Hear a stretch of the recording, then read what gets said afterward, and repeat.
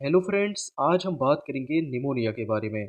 यहाँ पर हम जानेंगे निमोनिया के लक्षण मतलब कि इसके सिम्टम्स क्या-क्या होते हैं और इसका ट्रीटमेंट क्या होता है। तो आज हम बात करेंगे निमोनिया के सिम्प्टोमेटिक ट्रीटमेंट के बारे में। तो देखिए निमोनिया में क्या-क्या सिम्टम्स देखने को मिलते हैं।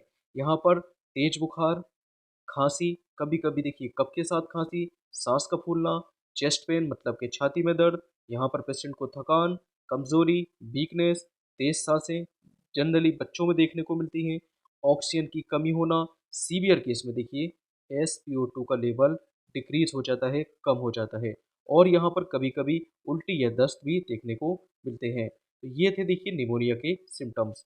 तो देखिए निमोनिया को कंफर्म करने के लिए चेस्ट एक्स-रे से ये कंफर्म हो जाता है कि पेशेंट को निमोनिया है कि नहीं है। बात करेंगे इसके ट्रीटमेंट के बारे में। तो देखिए माइल्ड टू मॉडरेट निमोनिया के केस में जनरली ओरल मेडिसिन्स दी जाती हैं।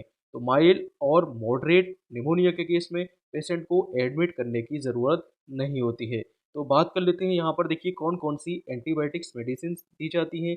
अगर देखिए निमोनिया बैक्टीरिया के द्वारा हुआ है तो यहाँ पर कौन-कौन सी एंटीबायोटिक्स मेडिसिन्स देते हैं। तो यहाँ पर जनरली देखिए एज़िथ्रोमाइसिन, एज़िथ्रोमाइसिन की 500 मिलीग्राम डोज़ ये दिन में 1 बार और जनरली ये देखिए खाली पेट देनी होती है। इसको पेशेंट को 5 से लेकर 7 दिन तक दे सकते हैं। इसके अलावा देखिए यहाँ पर ऑगमेंटिन, ऑगमेंटिन में होता है एमोक्सिसिलिन और क्लेब्यूलिनिक एसिड। इसकी जो डोज़ होती है वो 625 मिलीग्राम होती है। तो एमोक्सिसिलिन की 625 मिलीग्राम डोज़ इसकी देखिए 1 टैबलेट दिन में 2 बार।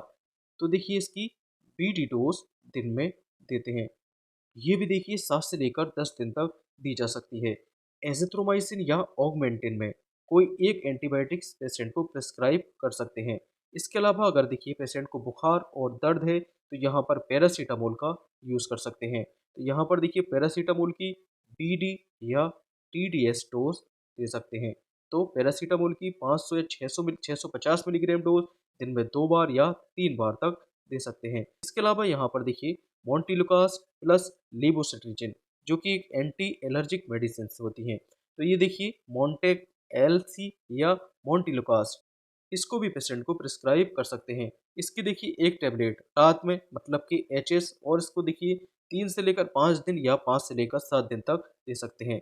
इसके अलावा देखिए कफ सिरप, तो देखिए जैसे पेशेंट को अगर कफ आ रहा है तो यहाँ पर कफ सिरप में देखिए एम्ब्रोक्सोल और ग्वाइफेनेसिन और टर्बुटालाइन इन तीनों मेडिसिन का कॉम्बिनेशन पेशेंट को दिया जा सकता है। तो ये इसकी देखिए 5 से लेकर 10 एमएल डोज ये दिन में 2 से लेकर 3 बार और 5 से लेकर 7 दिन तक ये दे सकते हैं। इसके अलावा गैस्ट्रिक प्रोटेक्शन के लिए यहाँ पर पेंटोप्राज़ोल जो कि एक पीपीआई क्लास की मेडिसिन है, पेंटोप्राज़ोल की 40 मिलीग्राम डोज दिन में 1 बार खाली पेट सुबह दी जाती है और ये लगभग 5 दिन तक दे सकते हैं। इसके अलावा देखिए यहाँ पर मल्टीविटामिन या जिंक टैबलेट इसकी 1 टैबलेट दिन में देते हैं। तो 1 tablet once a day as a OD patient को प्रिस्क्राइब कर सकते हैं और ये लगभग 10 से लेकर 15 दिन तक देते हैं। अब बात कर लेते हैं देखिए इसके सीवियर केस के बारे में। अगर पेशेंट को सीवियर निमोनिया है, तब पेशेंट को एडमिट करने की ज़रूरत होती है। अब यहाँ पर देखिए हम इंजेक्शंस का यूज़ करेंगे। तो यहाँ पर इंजेक्शन सेफ्ट्राइक्सोन, सेफ्ट्राइक्सोन की 1 से लेकर 2 ग्राम डोज़ आईवी डोज़ दिन में 1 बार या 2 बार तक दे सकते हैं।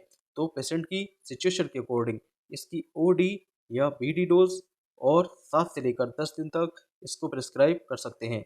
इसके अलावा यहाँ पर देखिए इंजेक्शन पिपरासिलिन प्लस टेज़ोवेक्टम इसकी 4.5 ग्राम डोज आईवी डोज दिन में 1 बार वंस अ डे या दिन में 2 बार पेशेंट की सिचुएशन के अकॉर्डिंग ये दे सकते हैं। इन दोनों एंटीबायोटिक्स में से कोई एक यूज़ कर सकते हैं। इसके अलावा इंजेक्शन एजिथ्रोमाइसिन, एजिथ्रोमाइसिन की 500 मिलीग्राम डोज आईवी दिन में 1 बार वंस अ डे और ये डोज लगभग 5 दिन तक दी जा सकती है। इसके अलावा इंजेक्शन पैरासीटामोल, पैरासीटामोल की 1 ग्राम डोज आईवी हर 8 घंटे में। इसके अलावा देखिए यहाँ पर नेबुलाइजेशन कराएंगे। नेबुलाइजेशन में यहाँ पर देखिए सल्ब्यूटामोल प्लस इपराट्रोपियम इन दोनों का मिक्सर होता है। तो ये नेबुलाइज पेशेंट को हर 6 से लेकर 8 घंटे के अंतराल में मतलब कि 6 से लेकर 8 घंटे के इंटरवल में कराते रहना चाहिए। और यहाँ पर देखिए आईवी फ्लूइड जो डिहाइड्रेशन को कंट्रोल करता है। तो देखिए पेशेंट में कोई डिहाइड्रेशन ना हो तो पेशेंट की नीड के according NS, DNS, D5, D10 या RL पेशेंट की नीड के अकॉर्डिंग या पेशेंट की सिचुएशन के अकॉर्डिंग IV फ्लूइड पेशेंट को देते हैं। इसके अलावा देखिए यहाँ पर ऑक्सीजन थेरेपी, अगर SpO2 का लेवल 90% से कम है तो यहाँ पर देखिए पेशेंट को ऑक्सीजन थेरेपी या बाईपेप या वेंटिलेटर पर भी रख सकते हैं। इसके अलावा यहाँ पर स्टेरॉयडल इंजेक्शन का यूज़ करते हैं। जब देखिए SpO2 का लेवल कम हो जाए तो यहाँ पर स्टेरॉयडल इंजेक्शन का यूज़ करते हैं। मॉडरेट केस में स्टेरॉयडल मेडिसिन का यूज़ नहीं करेंगे। सीवियर केस में और ऑक्सीजन की जब पेशेंट को ज़रूरत हो, मतलब कि SpO2 लेवल कम हो, तब स्टेरॉयडल इंजेक्शन का यहाँ पर यूज़ कर सकते हैं। तो यहाँ पर देखिए दिन में 1 से लेकर 2 बार और ये 3 से लेकर 5 दिन तक पेशेंट को प्रिस्क्राइब करेंगे। तो ये था देखिए निमोनिया के सिम्प्टोमेटिक ट्रीटमेंट के बारे में।